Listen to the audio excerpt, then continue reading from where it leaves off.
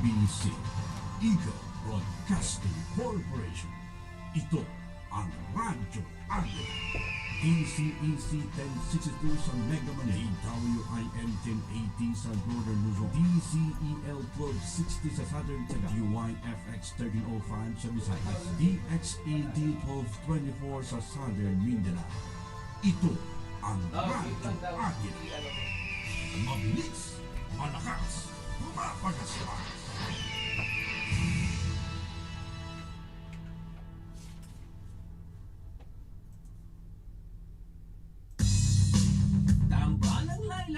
At Glenn G sa Usapang Pagbabago. Ano ang pananaw mo sa mga nangyayari sa paligid? Igagalang namin yan. Ano ang say mo sa isang issue? Respetuhin namin yan, lalo na't makakatulong sa bawat mamamayan tungo sa pagbabago.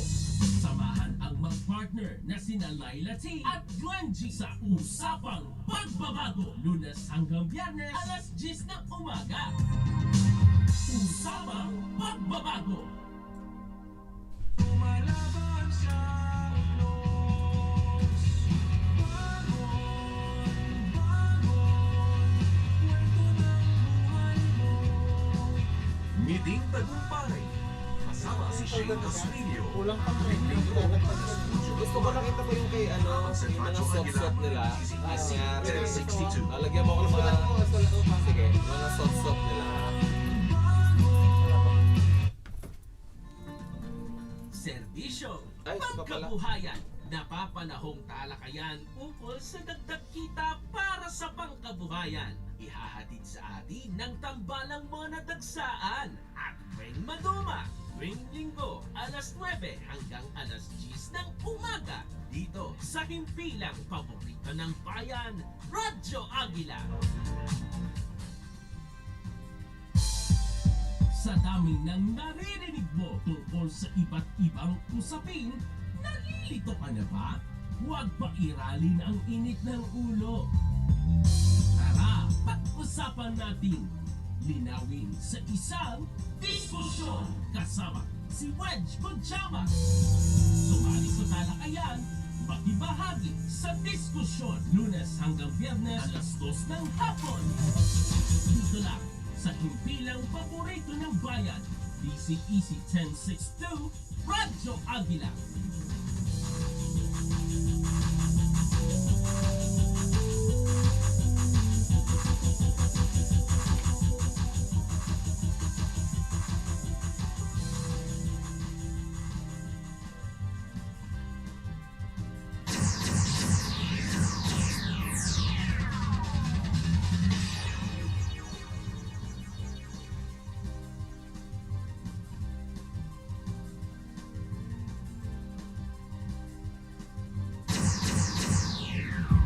Diskusyon kasama si Wedge Kujama.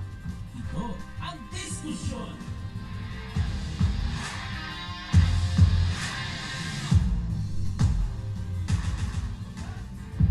Diskusyon kasama si Wedge Kujama. Ito ang diskusyon.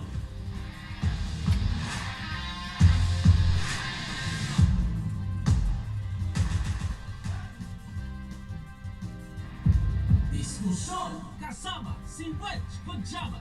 Ito ang diskusyon.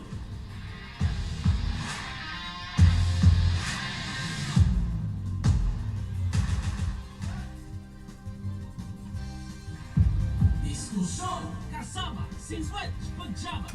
Ito ang diskusyon.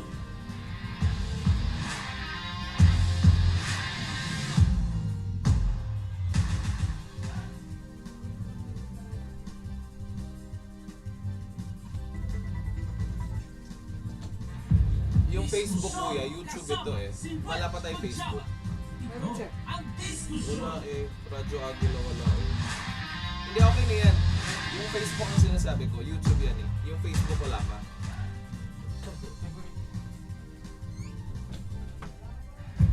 Diskusyon kasama si Wedge Kujama. Ito ang diskusyon. Meron na sir. Sa Facebook? Wala oh. Kiniklik ko.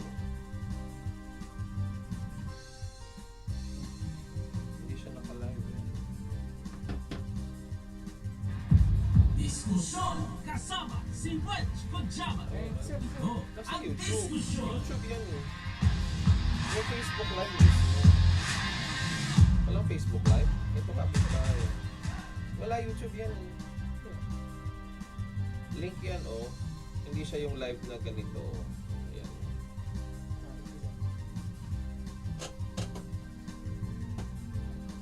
Hindi iba yan eh. YouTube yan. Monitor ko yan eh.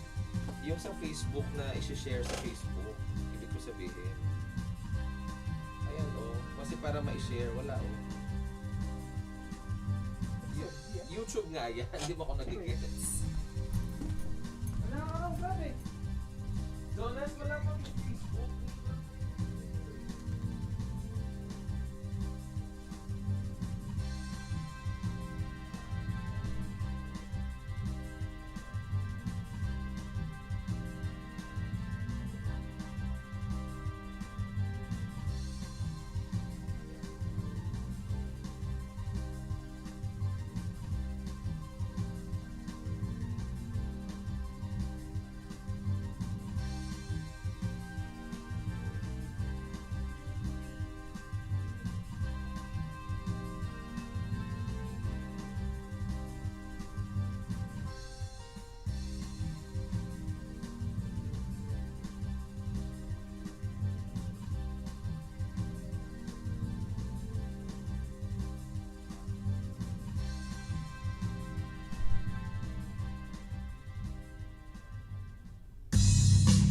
Tambalang Lailati at Glenn G sa Usapang Pagbabago. Ano ang pananaw mo sa mga nangyayari sa paligid? Igagalang namin yan. Ano ang say mo sa isang issue? Respetuhin namin yan. Lalo na't makakatulong sa bawat mamamayan tungo sa pagbabago. Samahan ang mag-partner na sina Laila T at Glenn G sa Usapang Pagbabago. Lunes hanggang Biyernes, alas 10 ng umaga. Usapang Pagbabago. I-connect.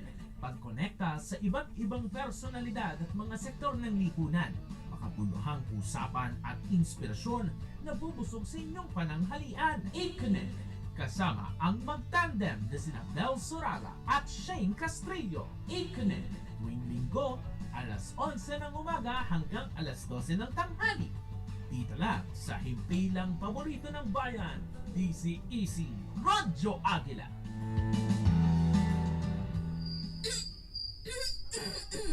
Gusto mo bang makaiwas sa makating lalamunan? Alam niyo ba na malaki ang bahagi ng pagiging malinis sa katawan? Paalala namin, hugasan at maging madalas ang paghuhugas ng mga kamay. Huwag makisalo sa baso, pagkain at iba pang gamit sa pagkain. Gumamit ng panyo o tissue kapag babahi o uubuman. Laging magsuot ng surgical mask at huwag kalimutan ng alkohol kapag lalabas ng bahay lalo na sa mga matataong lugar. Iwasan din ang makihalubilo sa mga taong may sakit. Ang pinakamabuting gamot sa makating lalamunan ay proper hygiene. Panatilihin nating malinis ang katawan para makaiwas sa iba't ibang karamdaman. Paalala mula sa Radyo Agila.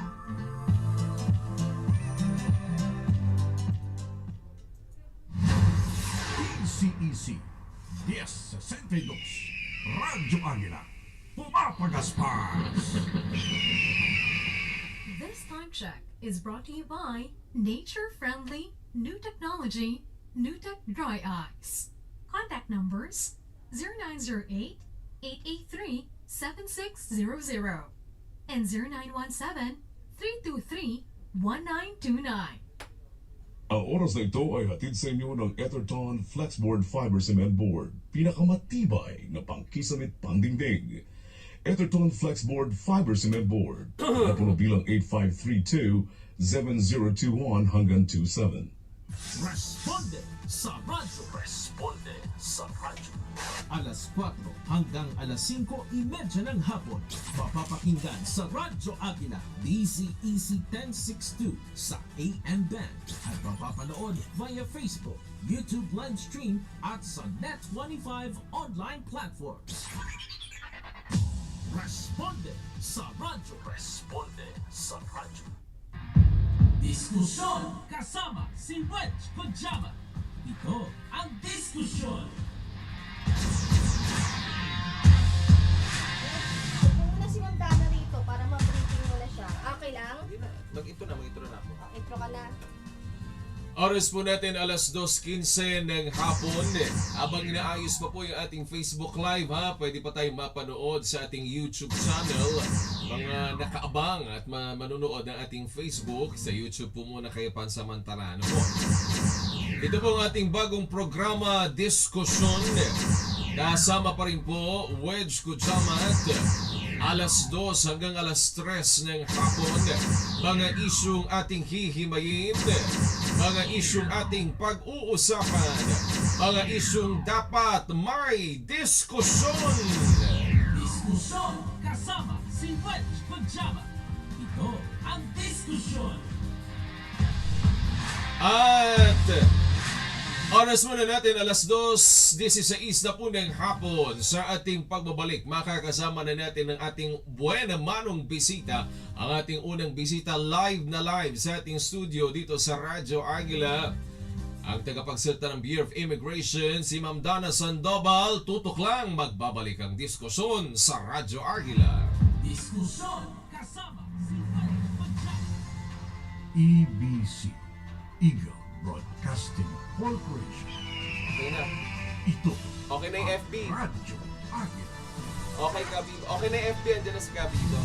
Ma'am Dana, nice to meet you po. Kamusta po? Sorry, nakakasiyan ako. Kasiyan kami today. Okay lang. Sa Ayusin ko lang tawag po ng ito. naririnig mo. Ma'am, nice meeting you po. Thank you for Ate Weng. Siya ang aking producer po. Si Kuya Glenn ay alas 3 na po ng hapon. Sabi ko, uy, sanay ako kay Sir Glenn. Usapan natin. Para maiba naman. Ma'am Dana. Apo ma'am, sorry. Hindi ko na, medyo nanganganay pa kami first episode. Ikaw ang panamano namin ngayon, ma'am. Kagagaling ko lang sa programa naman namin. Sa PTV po. Galing. At least ma'am, mas magkakaroon ka ng, kasi ang lapit lang namin ng PTV4. Mas magkakaroon ka ng exposure live sa studio. Sabi ko, Ate Weng, gusto ko makilala si Ma'am Dana. Sabi ko na. Sakto ako sila dito na ako. 7 minutes na dito na ako, guys. So everyday yun, ma'am? Dito yung Manila. So sakto pala. Buti romantic ka namin. Diskusyon kasama si Wedge Kojama. Ito ang diskusyon. Oras po natin, alas 2:17 ng hapon. Kasama na po natin ngayon sa ating studio ang tagapagsalita ng Bureau of Immigration na si Ma'am Dana Sandoval. Ma'am Dana, magandang hapon po sa inyo. Magandang hapon po sa inyo and of course sa lahat po ng tumatangkilik ng inyong programa. Good afternoon. Yes, ako, buwan naman na natin si Ma'am Dana for our episode ng diskusyon because magandang pag-usapan natin ngayon yung mga issue, lalo na yung mga Pilipino ho natin, may mga kababayan tayo ma'am na mga nade-deport from abroad, especially with the rule of President Trump, na may mga cruise employees, lalo yung mga Pilipino po na napapabalik dito sa Pilipinas. Paano ho ba ang sistema ngayon na pinapatupad ng US in terms doon sa mga nagtatrabaho ho sa kanila na hindi talaga nila mga mamamayan?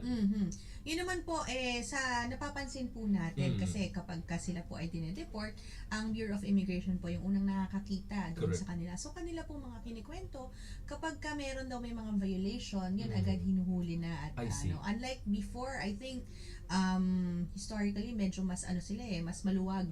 Before, I think that was during the Biden administration. In the previous administration, medyo mas maluluwag sila when it comes to overstaying foreign nationals, yung mga Pilipino natin, na nandoon. Ngayon, kapag merong mga violations, nakikita namin na there are deportations at saka there are also yung mga denied entry, yung mga tinatawag na A to A. Yun po yung nakikita namin doon sa mga kababayan natin na ipinabalik po dito. But with regard siguro dun sa polisiya nila, siguro mas masasagot ito ng Department of Foreign Affairs. Pero dun sa mismong nakikita namin, we see that mukha nga na mas naghihigpit sila in terms of those who have been who are having immigration violations dun sa kanilang bansa. I see. Kasi parang alam ko nga ngayon mas mahigpit na nga ang pinapatupad nila. Pero having said that, dito po sa atin sa Pilipinas, into the Bureau of Immigration, marami kasi tayong mga kababayan talaga na medyo pasaway.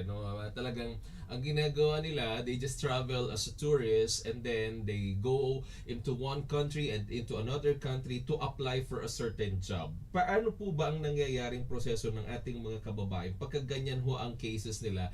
Well, of course, hindi din natin masisi ang mga kababayan natin because they're looking for greener pasture, mas magandang klase ng buhay. Pero ano po ang sistemang ginagawa? Mapapauwi po ba sila pagka mga ganyan? May kaso po ba silang posibleng harapin? Alam mo, totoo yan, sir, no? Hindi lang siguro sa Estados Unidos but in other countries. Kasi actually in the United States, medyo mas mababa pa yung cases of trafficking doon So hindi siya masyadong puntahin ng mga trafficking victims, but rather just regular tourist workers yung mga nagpupunta doon. But there are certain countries na nakikitaan namin ng mga patterns of Filipinos na nare-recruit illegally, na traffic papunta doon para gawing maging workers illegally.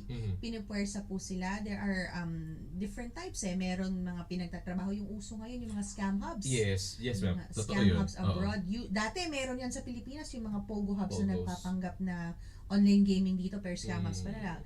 Pero nung ito ay pinagbawal na ng ating Pangulo, yan po mukhang naglilipatan sila doon sa ilang mga We've seen it in Cambodia, Myanmar, Laos, some Asian countries na nagpa-pop up doon at ang kanilang mga nire-recruit ay Pilipino. There are also countries that recruit Filipinos for manual labor, for household work, for prostitution. So parang meron yang nakikita kami ng mga patterns na ganyan. And doon papasok yung role ng immigration sa protection naman ng mga Pilipino na umaalis ng bansa na maaring natatraffic na nagiging biktima ng human trafficking. It's part of our role under the Interagency Council Against Trafficking. Ang IACAT po kasi is a consortium of different government agencies that work together to address different different points of trafficking. So kami doon sa departure area or kung may dadating na repatriate. Tapos may mga ibang agencies like yung police, yung DSWD, may mga kanya-kanya tayong roles. Kasi ngayon, ang Bureau of Immigration, ma'am, madalas na kayong natatapag nagkakaroon ng mga international and politics issues, no? Like for example, yung nangyari kay Alice Go, di po ba, no? And yung iba pa, si former congressman, yung congressman natin doon na nahuli din, ano po. And now also yung with the issue of corruption now, with the issue of the flood control. Ano ang pwedeng maitulong ng Bureau of Immigration, particularly halimbawa with the issue of Saldico, no? Paano makakatulong ang Bureau of Immigration para makatulong din tayo doon sa hinaing ng mga kababayan natin? Hindi dapat yung mga politikong tumatakas, lumalabas ng bansa na tinatakasan nila yung mga kaso nila. Paano kayo nakakatulong? Yes, alam natin na talagang itong mga may kasalanan dito sa mga anomalous flood control projects, talagang dapat humarap ng kaso. At talagang panagutan nila yung kanilang mga ginawa. Kaya meron pong mga inilabas na Immigration Lookout Bulletin ang Department of Justice. I think there are 3 batches already of Immigration Lookout Bulletin na ang mga nilalaman po nito ay mga empleyado ng DPWH. There are some contractors, marami pa ng contractors doon. Merong ilang mga lawmakers also and public figures na kasama po sa listahan na yon. But at this point, the Immigration Lookout Bulletin is a monitoring tool. So hindi pa siya yung makakapagpapigil sa pag-alis nitong mga individual na ito kasi wala pong kapangyarihan ng Bureau of Immigration na pigilan ang kanilang pag-alis hanggat wala pong order from the courts. So ang order po from the court would be either a hold departure order, a precautionary hold departure order, or a warrant of arrest. With that po, maaari naming pigilan ang travel ng individual para harapin niya po yung kaso niya dito. Okay. Ma'am, yung Bureau of Immigration po ba, nakakasabay tayo with the international standards? I know, nakaka-experience kayo minsan ng mga negative publicity mula sa kababayan. Bakit naman yung Bureau of Immigration, kailangan ko padalhin yung photo album namin para lang patunayan na ako talaga ito. Are we now following international standards to identify yung kanilang background? Kasi di ba parang sa ibang bansa ngayon, Ma'am Dana, they are into modern technologies as well. Are we also into it? Wala na po yung yearbook na hindi po yan hinahanap at huwag niyo pong dadalhin yan kasi mabigat po yan. Yes. Ubus agad yung luggage allowance nyo pag may dala kayong yearbook. So don't bring that. Ang atin pong ahensya ay ISO certified. So we are certified doon sa ating operation sa paliparan in different airports as well as yung ilang mga serbisyo po natin sa ating main office. So it means that sumusunod po tayo sa quality standards na internationally set quality standards. Apart po diyan, talagang gumagamit na po tayo ng mga teknolohiya. Hindi na tayo low-tech. Yeah, So happy, no? Okay, Hindi na that's tayo good. low-tech. Dati kasi manual lang lahat. Ngayon we have the Advanced Passenger Information System. Very good. Which was just implemented. Okay. And ito pong Advanced Passenger Information System, instead na kapag nung a long time ago, kapag dumating ang passenger, saka mo palang titingnan ano bang record nito, meron ba tong blacklist, meron ba tong any derogatory record, check mo sa records kung meron. So it's a tedious process, it takes time, it takes so much effort, and there's costs involved kasi the airline would have to bring the person here to the Philippines and then hold him kapag inadmissible siya and then spend for returning him to the port of origin. Ngayon, with the Advanced Passenger Information System, we are able to see yung individual if this person is inadmissible already. That's good. So pag check-in pa lang niya, nakikita na natin sa system natin if there is a pattern, a suspicious travel pattern, o kaya naman po this is wanted by Interpol. This person has a derogatory order para we can make the necessary preparations already. And eventually, once this is fully implemented, kasi ngayon nasa 70% na tayo or more ng implementation, once this is fully implemented, pag check-in pa lang niya, pwede na nating sabihin no check-in. Hindi na siya makakapag-check-in at all. Ma'am, with this, na binabanggit mo ninyo, of course, we move forward. Yun din naman ang gusto ni Pangulong Bongbong Marcos, maging modernize ang technology ng gobyerno at mas maging modern ang ating teknolohiya. Kasabay po ba niyan is also the training ng ating mga tauhan under the Bureau of Immigration? Ang Bureau of Immigration po ba natin, do we have enough orientation for our manpower? Kasi ang ating manpower pa rin ang pinaka-importante, especially that we came from the long weekend. Ang daming mga kababayan natin na nag-travel, whether local or international.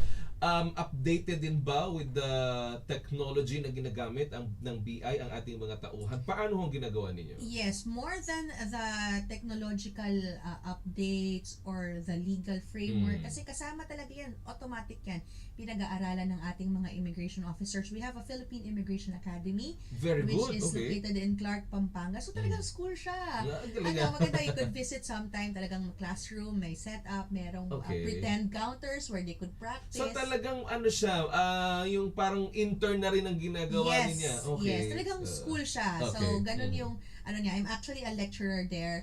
And may time ka pa rin, ma'am, kahit basic. Nagkakilong-talilong sayang, ang galing na Ma'am Dana. Tapos hindi lang yung ang difference ngayon is that hindi lang yung mga batas or mga procedures yung fino-focus natin, but we are focusing on the soft skills, on how the people are conversing with the passengers, how they react to, halimbawa, may nagalit, may ang dami. At lalo ngayon kasi, ma'am, konting video lang, upload sa social media, nagiging masama ang imahe. How do you handle such situations? Yun, kaya nga importante yung soft skills training na yun. Na how do you de-escalate conflict situations, 'di ba? May nanggugulo. Hindi mo pwedeng awayin ng hindi pwedeng makipag-away. So how do you approach this person to de-escalate the problem? At yun na yung tine-train natin ngayon dun sa mga tauhan natin, kasi yung mga batas madaling pag-aralan yan pero yung manner of how a person communicates, paano yung mga body movements niya, paano yung pagsasalita niya, ano yung mga tamang salitang ginagamit. yun ay very important na mapag-aralan. And tayo as communicators, Yes, medyo correct. alam natin yan Yes, ma'am. Totoo kaya, yan. Oo. kaya gusto natin ma-impart natin yan with all the immigration officers para they are able to do their job more professionally. Ma'am, ako, I'm interested to ask this question. I hope hindi naman masama ang impact sa inyo. Kasi talamak ngayon ang issue ng corruption within the government system. How do you discipline the people of Bureau of Immigration not to be involved into the issue of corruption? With an iron fist. Oo, di ba? Di ba? Agad-agad, with an iron fist. Yes. Hindi, kasi yun din naman talaga ang gusto ng ating commissioner, ni Commissioner Joel Anthony Viado.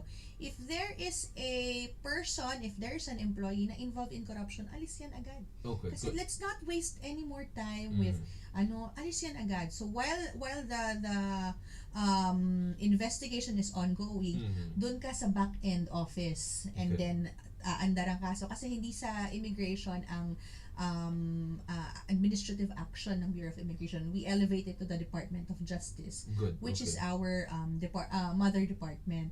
So of course there's a process in that, but we don't want the person to further siguro hurt the Okay. system or hurt the agency. So we remove them and then we ensure that the proper cases are filed. Correct. Apart from that, what the commissioner has done is to implement several layers of checks and balances. Uh-huh. So hindi lang yung counter sa airport ang nagdedesisyon ng lahat.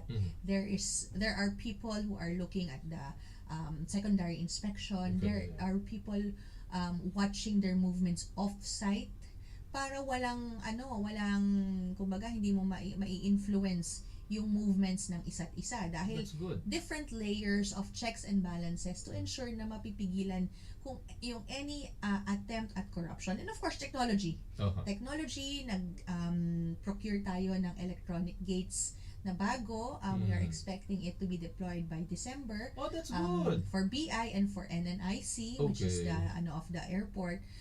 Once these are deployed, hindi mo naman pwedeng bayaran yung machine na, uy, palusutin mo. Oo, totoo. Diba? So, Machine na yan eh. yes. So, it's really an opportunity for, it really removes rather the opportunity for corruption pag naglagay ka ng technology. Okay, having said that, ma'am, kasi nakikita ko ngayon yung improvement ng technology. You're mentioning may mga bago na tayong machine, sumasabay na tayo with the international standards. Paano ho ngayon ang paglalagay ninyo ng manpower? Of course, kasi kagaya to, we came from the long weekend. Bawal ang leave, bawal ang day off. Paano po ang ginagawa niyo with your people? Of course, they also need family time. They also need to balance their work and personal life as well. And of course, naandun din kasi kailangan yung natin 'di ba? Yung training sa mga tao po ninyo. How do you balance the schedule of your manpower? Medyo mahirap kasi especially coming from the flu season. Yeah, so marami ring ang dami nagka-flu. nagkakasakit din Oo, pala. marami ring nagkasakit. Sumabay pa yan sa peak season. So medyo challenge din sa atin yan. But what the administration is doing is deploying other personnel from the other ports. Yung mga nasa ibang offices namin, mga field offices namin, district offices namin, deploying them to the airport kapag peak season para makatulong doon sa pagproseso ng bigat ng dami ng passengers. Kasi nakikita po namin dun sa figures natin itong recent weekend parang mahigit 54,000 departures a day ang natala natin. So parami pa yan ng parami sa mga susunod na linggo.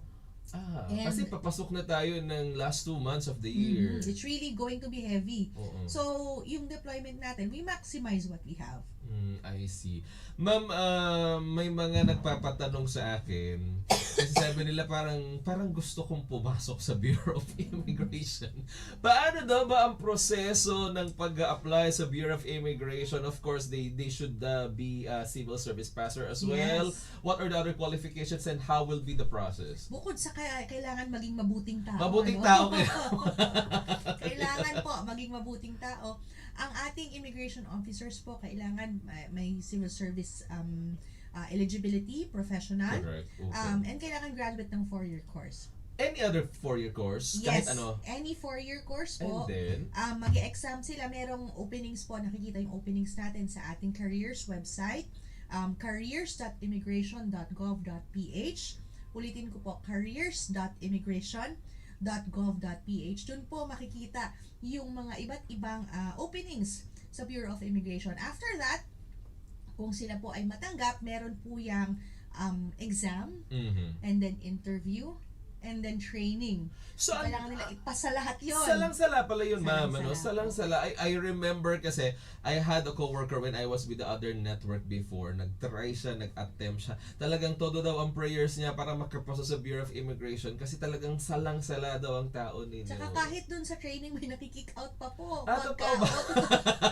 Mahigpit May pala. nakita po akong nakikick. Ano pa, kasi syempre, of course, there are standards that you have to do. You have to pass all the examination. Yeah. So, pag talagang hindi talaga pumapasa, then maaaring hindi ito yung nararapat na trabaho para sa kanila. And having said that, ang bilis ng oras, kararating lang ni Ma'am Dana ng 2:50, 2:35 na pa. Having said that, ma'am, no, with the population now of the Filipinos, millions of the populations of the Filipinos, do we have enough manpower for Bureau of Immigration? No. Hindi pa tapos yung tanong ninyo, no na agad ang sagot natin. Kasi kulang na kulang talaga ang tauhan ng immigration. We have around 3,000 personnel. Konti, di ba? But only 2,000 of that are permanent employees. I see. 2,000 lang yung may plantilla. Tandaan natin, ang Pilipinas ay may 7,100 plus islands. Correct. So kahit isang tao sa isang isla, hindi man lang natin mapunan. Kasi syempre, lahat yan maaring gawing daanan ng mga tao. But yun nga, we make do with what we have. That's why we're also pushing to have the technologies ready. Alam natin na may mga expansions na mga paliparan sa mga susunod na taon. And that's what we are preparing for. Kulang kami, so kailangan tayong i-augment ng mga gamit, ng mga teknolohiya para mas magawa natin yung trabaho. Oo, pero di ba sabi kasi nila, Ma'am Dana, baka daw mapalitan na ng computer ang tao, wala na magiging trabaho. Hindi pa rin naman po. Kasi kailangan pa rin ng trained immigration eye. Siguro yung ang gusto nating alisin kasi yung manual work of stamping the passports Pwede yung gawin ng machine. Pero yung trends analysis, yung looking at suspicious behavior, suspicious documents, kailangan pa rin ng trained immigration tao talaga yan, ma'am. Okay. And having said that, ngayon kasi pinapasa na natin yung budget for the 2026. Tama po, with the Bureau of Immigration, kasama na rin po ba dyan yung pagdagdag ng tao, yung pagdagdag ng gamit, trainings ninyo? What are the other things that you want to include with the 2026 budget? Kasama po dyan yung lahat ng yun na nabanggit ninyo. Particularly, yung malaking bulto ng budget natin is with the procurement of the electronic gates. Kasi gusto natin by this year or next year, half ng ating operation sa paliparan ay replaced na ng electronic gates para yung mga manpower noon, we can move to more critical work like yun nga, pag-a-analyze po ng mga trends ng mga dumadating at dumaalis na pasahero. Ma'am, my last question to you. I know you've already mentioned the soft skills during the training of the people of the manpower of the Bureau of Immigration because recently nag-viral yung isang issue with the BIR na may masungit daw na empleyado. Friendly ba mga tauhan ng Bureau of Immigration? Walang naninigaw, walang masungit? Yan po ang goal natin, wala pong masungit. Hindi naman po yung friendly na parang parang Department of Tourism ka na. Of course, we have to maintain a level of formality since we are implementing we're a law enforcement agency. But yun nga, professional tayo. Correct. Hindi yung masungit. Kasi there's a line between being masungit and being professional. And that's what we're trying to impart doon sa ating mga immigration officers. That you can do your job without being masungit. Tama. Pwede naman na professional lang tayo na ginagawa. Paano daw, ma'am, kung masakto sa kamag-anak? Lipat ka na lang. Sa ibang counter yun. Diba? Ma'am Dana Sandoval, maraming salamat. I know it's a surprise questions for you, pero ang galing-galing. Ma'am Dana Sandoval, thank you for gracing our program, our first episode of Diskusyon, and I hope maimbitahan ka pa rin namin. Every Monday natin iimbitahan si Ma'am Dana. Ma'am, thank you very much for your time, and we wish a success for the Bureau of Immigration sa inyo. Mabuhay po kayo. Salamat po, and congratulations sa inyong programa. Maraming salamat. Yan po si Ma'am Dana Sandoval. Sa atin hong pagbabalik, makakapanayam naman po natin ang PhilHealth patungkol naman sa kanilang YAKA program sa pagbabalik yan ng Diskusyon. Sandali po lamang. Diskusyon. Yes, ma'am. Thank you. Okay ba? ABC Ma'am, picture tayo. Oo. Gawin, picture. Corporation. Para may souvenir. Ito Ang dami nating, ano man, mga support. Maraming viewers, Oh, di ba? Sabi ko sa'yo. Send mo sa akin ha. Oo. Ang oras na Hindi, ito ay ba't hatid gusto sa ko inyo nga yung ng ganon? 6th Oh, Avenue daming Construction viewers. Supplies. Isa pa po. Ang ganda For yung Metro daan, Manila, di ba? Bulacan area Ma'am, only. thank you. This is Salamat Sinatawag po. Pure Next Gold. time ulit. Opo. Sa Ang aking Alianza executive Nasa po sa Resibo sige, ma'am. Promo. Pure Gold's 27th Anniversary Promo. Simula September 29 Magkakulay pa kayo ni November Ma'am Dana. 28, Associate 2025. producer po si Ate Bella. Bumili ng Executive po si 2,000 Ate pesos Bella. grocery Yes, with at least Ma'am, salamat. 300 Ingat pesos po. worth Salamat. of participating products in one receipt. Scan ang QR Ingat code kayo, ma'am. at i-register ang inyong resibo. May Okay. chance kang Sige, manalo sige. ng naglalakihang prizes Mag-break ka ngayong lang sa linggo. Babati Brand mo new na, gadgets, brand new motorbikes, Hakot shopping spree, tindahan showcase, B-wallet credits, brand new car, 1 million pesos cash, at marami pang iba. Kaya mamili na araw-araw sa Pure Gold. Presyo, produkto at papremyo, always panalo. Per DTI Fair Trade Permit Number FTEB 235474, Series of 2025. Ang oras na ito ay hatid sa inyo ng Gallium Construction Supplies Trading, dealer ng lahat ng uri ng quality construction materials. Para sa karagdagang impormasyon, tumawag sa 441-2554. CEC Apa. 10-62. Yan, okay. Radyo Agila. Pumapagaspas. Diskusyon kasama si Wedge Kojama. Ito ang diskusyon. Diskusyon kasama si Wedge Kojama. Ito ang diskusyon. Oras muna natin, alas 2.41 ng hapon. Oy, salamat po sa mga sumusuporta sa ating programa. Si Sir Stewart Fabilaga, maraming salamat sa pagtutok. Magandang hapon po sa inyo si Ma'am Maylene Castro. Congrats po coverage from lokal ng North Diversion and shout out po sa Briton Containers. Ate Carmela Redolme, Nanay Ninita Redolme, magandang gabi po sa inyo. Magandang gabi, nasanay ako ng gabi.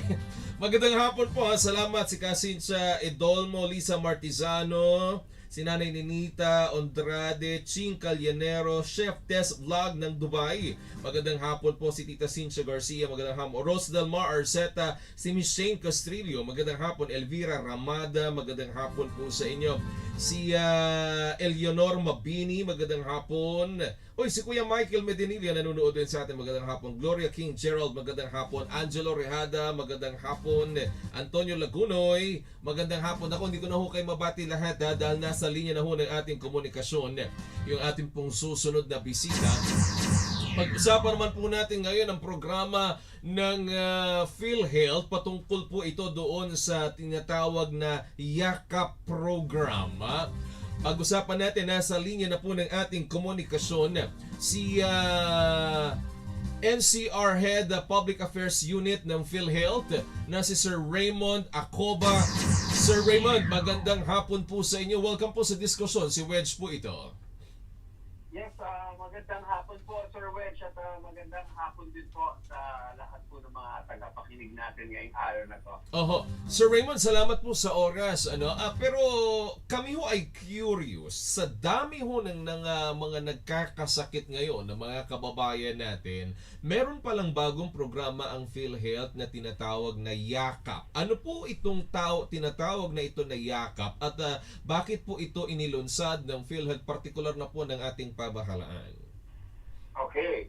Ang YAKA po stands for Yaman ng Kalusugan Program. So ito po ay nag-umpisa sa primary care services natin kasi sabi po ng batas ng Universal Healthcare Law, every Filipino shall be granted immediate eligibility to preventive, to promotive, curative, rehabilitative, and palliative care. Ang pagkakaalam lang po ng ating mga kababayan, in general po, when it comes to PhilHealth, kung kailan lang po nagkasakit at na ospital, saka lang po naalala yung PhilHealth po. Oo. Pero ngayon, under the YAKA program, we are promoting the preventive measures, Okay. yung primary care services, para masabi natin that PhilHealth is not only for the sick but also for the healthy. Huwag Mm. natin hintayin kung kailan lang malala na po yung sakit, saka lang po tayo nagpupunta sa doktor. So gusto natin baguhin yung mentalidad na yan sa mga Pilipinos. Gusto natin yung mga Pilipinos, kung malusog sila, manatili silang malusog through Okay. the PhilHealth yakap. Sir Raymond, papaano ang gagawin ng ating mga kababayan kung halimbawa interesado silang maging benepisyaryo nitong yakap? Paano pong kailangan nilang gagawin? Or kung sila po ay miyembro na ng PhilHealth, automatic na po ba ito na sila po ay pasok dito sa yakap program? Ang pinaka-importante po, unang-una dito, ay dapat member ka ng PhilHealth. Ayun. Kasi kung wala kang PhilHealth ID number, hindi ka pwedeng sumali rito sa PhilHealth yakap. So dapat may PhilHealth ID number ka. Okay. Pangalawa, yung member, dapat yung mga kanyang mga kwalipikadong dependents ay dapat madeklara rin niya bilang mga PhilHealth dependents. Kasi Okay. that's the only way na magkaroon ng PhilHealth ID number yung mga dependents, yung kanyang legal na asawa at yung kanyang mga anak na may 20 years old pababa, dapat i-declare niya para may PhilHealth ID number. Ngayon, Sir Wedge, halimbawa na meron na siyang PhilHealth ID number at yung kanyang mga dependents may PhilHealth ID number na rin, pwede na sila ngayon magpa-register sa PhilHealth yakap provider. Sila po yung pipili ng kanilang yakap clinics. Okay. Opo. And dito sa National Capital Region, we have around 600 yakap clinics accredited madami. na po ng PhilHealth. That's good. Marami Opo. tayong mga accredited PhilHealth, mga yakap PhilHealth clinics. Tama ba, Sir Raymond? Yes, from both public sector and private sector. So Okay. choice po yan ng ating mga members. Okay. Sir Raymond, that is good, Both public and private, pwede nilang puntahan. Now, having said that, yung atin hong mga kababayan, iba-iba ho kasi ang mga pwede nilang ipakonsulta. Okay, number one, halimbawa po yung mga kailangan lang ng medical certificate para sa kanilang trabaho or yung mga annual nila, pwede po ba dyan? That's the first question. Second question, paano ho kung malubhana ang mga sakit nila like cancer, pwede po ba nilang mailapit dito sa yakap program na ito? Okay. So we have to remember na ang PhilHealth po, we started with curative. Opo. So kung malubha na talaga yung sakit, hindi na siya pang preventive o promotive, hindi na siya pang yakap. Okay. Dumiretso na po ngayon siya sa mga accredited hospitals ng PhilHealth. Okay. Papasok dyan yung curative care and dyan po papasok yung benepisyo ng PhilHealth, yung inpatient benefits na tinatawag natin, outpatient benefits, Z benefits, or yung mga all-case rate packages natin. So, iba ho yung benepisyo pag pumunta siya diretso sa accredited hospital. Now, sa YAKA po, what we are after here is to monitor and to sustain the health and wellness ng ating mga kapwa Pilipino. So, para mabantayan. And gusto rin po natin na the YAKA clinic will be the patient navigator. Okay. And the first line of defense when it comes to the healthcare system sa ating bansa. Okay. So, yun nga po yung tulad na sinabi ko, kahit wala po kayong sakit, malusog po kayo, kailangan magpayakap pa rin po kayo para ma-maintain natin yung inyong kalusugan. Opo. Sir Raymond, pwede daw ba, halimbawa, they do not have time para pumunta sa mga PhilHealth offices para dito sa yakap? May mga online din po ba kayo para makapag-inquire yung ating mga kababayan? Yes, they can check our PhilHealth website at www.philhealth.gov.ph. At they can also call us sa ating hotline at 8662-2588, or they can also email us at www.philhealth.gov.ph po. So Raymond, may mga nagpapatanong si Nanay Nenita Odolme, nanay ni Ate Nenita ito. May edad na kasi si nanay niya, yung mga maintenance na mga gamot, pwede rin daw ba pasok din ba sa yakap? Correct. Pero dito lamang po muna sa NCR yung initial phase, no? Aha. We cover around 75 medicines po. Kasama rin to sa programa natin PhilHealth Yakap. So meron tayong PhilHealth Gamot. Okay. So yung PhilHealth Gamot stands for Guaranteed Accessible Medications for Outpatient Treatment. Okay. And we cover 75 medicines such as anti-thrombotics, anti-asthmatics, anti-dyslipidemia medicines, anti-diabetics, anti-hypertensives, and cardiology medicine. So, ang importante nito, Sir Wedge, you have to undergo sa PhilHealth Yakap because the Yakap doctor will be the one who will prescribe the medicine po. And as long as pasok dun sa 75 medicines na yan, makukuha niyo po yan sa ating mga gamot providers. I see. And we have, meron tayong medicine allowance na umaabot up to 20,000 pesos per calendar year. Oh, that's good. So you can, so in other words, kumbaga, parang consumable si 20,000 every year. Okay. So, yun po, yung parang medicine allowance sa bawat Yakap beneficiary po natin. Okay. Pero kailangan pa rin ng prescription dito, Sir Raymond, di ba? Yes. You have to undergo sa Yakap decision. So, kung gusto mo maka-avail ng gamot, PhilHealth Gamot, kailangan dumaan kay PhilHealth Yakap. Kasi si PhilHealth Yakap doctor ang magpiprescribe ng medicine. Ayun, I Tapos see. pag hawak mo yung PhilHealth Gamot prescription slip, you will bring that to our accredited gamot provider na ibibigay na po nila yung medicine na nanggaling sa PhilHealth Yakap clinic po. Having said that, Sir Raymond, may mga certain facilities ba kayo or pharmacies na dapat lang puntahan or mismo si Yakap na rin na magdadirect dito ka pumunta, ito yung puntahan mo kasi Yakap accredited ito? When it comes to the gamot po? Opo, yes sir. Yung gamot providers, meron tayong mga accredited din na mga drugstores po. Pharmacies. Pwede nilang puntahan. Ngayon po, dito sa NCR, we have around 50 plus na rin po na gamot providers. Can I name names po ng mga drugstore? Sige sir, ano po mga drugstores na ito? Okay. Meron tayo sa Vertis North sa Medical Depot. Gamot provider siya. Vida Cure po, Generica drugstores po. Pero just to be sure, pwede ko po kayo padalhan ng QR code para yung listahan po ng mga gamot providers dito sa NCR ay malaman po natin. Oo, kasi pwede namin yan ipalabas bukas, Sir Raymond. Kasi ito si Ate Carmela Andrade Redolme, nagko-comment siya. Thank you po, Sir Raymond. 83 na po si Mother Ninita Andrade. Malaking tulong po yan para kay nanay, sabi niya. Opo. Sir Raymond, marami hong nanonood, nakikinig sa atin ngayon, nakikinig sa atin sa radyo at nanonood sa ating social media account. They are not fully aware of the Yakap program of the government. Why don't you invite them to somehow be interested to avail the Yakap program? At alam niyo naman po ang ating mga kababayan, kailangan lang ng information dissemination.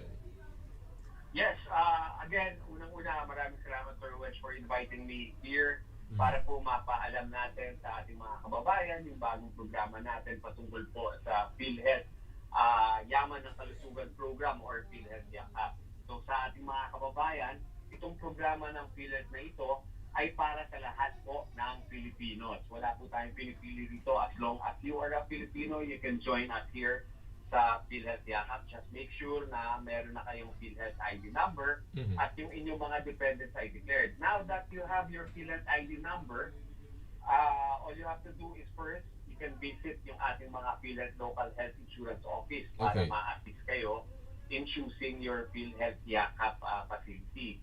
Or, halimbawa naman, meron mga PhilHealth Yakap facilities malapit po sa inyo, pwede naman din po kayo dumiretso doon para doon na kayo magpa-register as a PhilHealth Yakap. Kailangan lang yung PhilHealth ID number ninyo. Or you can also join us through our PhilHealth member portal. Nasa PhilHealth website po natin yan. As long as you know your PhilHealth ID number, pwede kayo mag-join. In the end, Sir Wedge, ang PhilHealth Yakap, ito ay dagdag benepisyo para sa ating mga kababayan.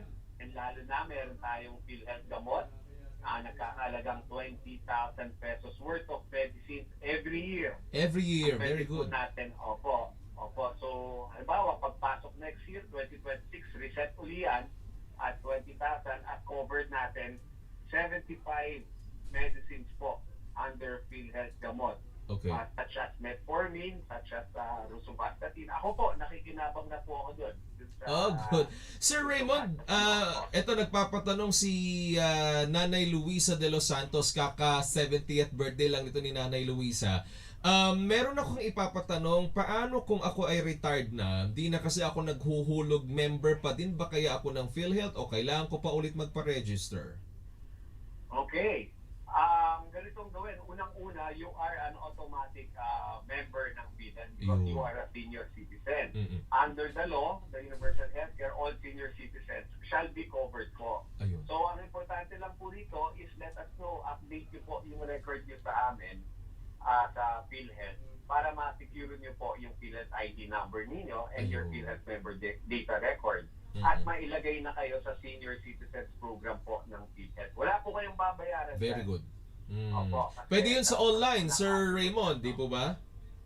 Pwede rin po through online. Hingin na po kayo ng assistance sa inyong mga techie na mga apo or kung may anak po. Opo. Mga teki talaga ng mga apo ang kailangan di po? Sir Raymond, Yes. salamat po sa oras at sa pagbibigay kaalaman patungkol dito sa YAKA program po na ito. Walang anuman po at babawi po sa inyo next time. Pagkata kung dadalo po po. Para paliwanag natin na mas maayos ang programa. Sir Raymond, maipadala niyo po yung ating QR code sa ating producer, si Ate Bel Surara, para maipalabas po namin bukas. Sige po. Opo. Alright. Maraming salamat. Sir Raymond Acoba, ang head ng NCR Public Affairs Unit ng PhilHealth. Sir, magandang hapon po sa inyo. Magandang hapon. Salamat po sa inyo. Salamat, Toy. Ang dami nanonood sa atin sa Facebook. Totoo ba to? 140 plus ang nanonood sa atin sa Facebook. Maraming salamat po sa inyo. Salamat din po sa mga... Ay, dami rin sa YouTube Ito babasahin ko lang yung mga comment. Si Ate Priscilla Batan. Good afternoon po, Sir Kujamat. More power and strength and success. Happy viewing po from Rizal. God bless you all. Si Beth Par. Good noon po, Kawaj. Watching here po from Peach Condo. Magandang hapon. Jetro Japet. Maulan na haraw po sa inyo. Good afternoon daw. Miss Dana Sandoval ng Team Diskusyon. Mga ka-diskusyon, mag-comment po kayo sa ating programa. Babasahin po namin yung mga komentaryo. Sabi naman ni Filmer Lopez, masayang Lunes na hapon. Wedge at paalala po, 13 araw na lang. Tayo po ay salamat po sa inyo from Maguindanao del Norte. Salamat po. Ang layo na nararating ng ating programa. Sino ito? Si Aletesa. Sabi niya maulang hapon po lahat, pero bakit po mahina ang audio, naka-high volume na? Baka po sa cellphone ninyo yan. Maraming salamat. Si Sir Stewart Fabilaga, salamat. Ito yung nagpapadala ng food sa atin, Ate Weng, tsaka kay Kuya Jonas sa Wedge a Minute. Salamat. Ninang Cherry Apilado, congratulations po. Salamat po, Ninang Cherry. Ay si Loy de los Santos, alam niya na, di teki ang oldie. Salamat daw, sabi ni Luisa de los Santos, Ate Ninita, Nanay Ninita Ondrade ingat po kayo lagi. Ate Carmela Andrade Redolme, si Rose Delmar Arceta, maraming salamat po sa inyong pagtutok at panonood sa amin. Si Nanay Ninit Espanto, maraming salamat po sa panonood sa Wedge Summit sa Facebook Live. Dami tayong mga taga-suporta ngayong gabi ngayong gabi na naman ako, ngayong hapon. Sanay ako ng panggabi sa Wedge Summit. Mamaya alas 3 ng hapon, makakasama nyo naman, alas 3 hanggang alas 4 ng hapon, Glenn Gato sa programang Status. Samahan niyo po sila mamaya. Kasama din dyan si Ate Lisa Flores at si Madam Mona Dagsaan sa Status ni Kuya Glenn Gatos. Salamat po. Hindi ko na mabati isa-isa yung mga nanood sa atin. Eleonor Mabini, Cynthia Edolme, maraming salamat. Antonio Lagunoy, Ate Ruby Revilla, Ate Norilyn Mananghayo Bonyao, maraming salamat. Angelo Rehada, Elvira Ramada, salamat po sa inyo. LMP Park, salamat po, salamat sa ating unang programa. Kasama po namin kayo. Salamat din sa ating nakatuwang, ang ating associate producer, Ate Bel Sorara, at ating executive producer, Rowena Solomon Maduma. Mamaya po antabay kayo ha pagkatapos ng ating program news update muna hatid sa atin ng ating mga taga Radyo Agila team at mamaya alas 6 hanggang alas 4 ng hapon naman Glenn Gatus. Ako po si Wedge Kodjamat. Ito ang unang programa ng diskusyon. Makakasama niyo na kami alas 2 hanggang alas 3 Lunes hanggang Biyernes dito sa Radyo Agila. Magandang hapon Pilipinas. Diskusyon kasama si Wedge Kojama. Ito ang diskusyon.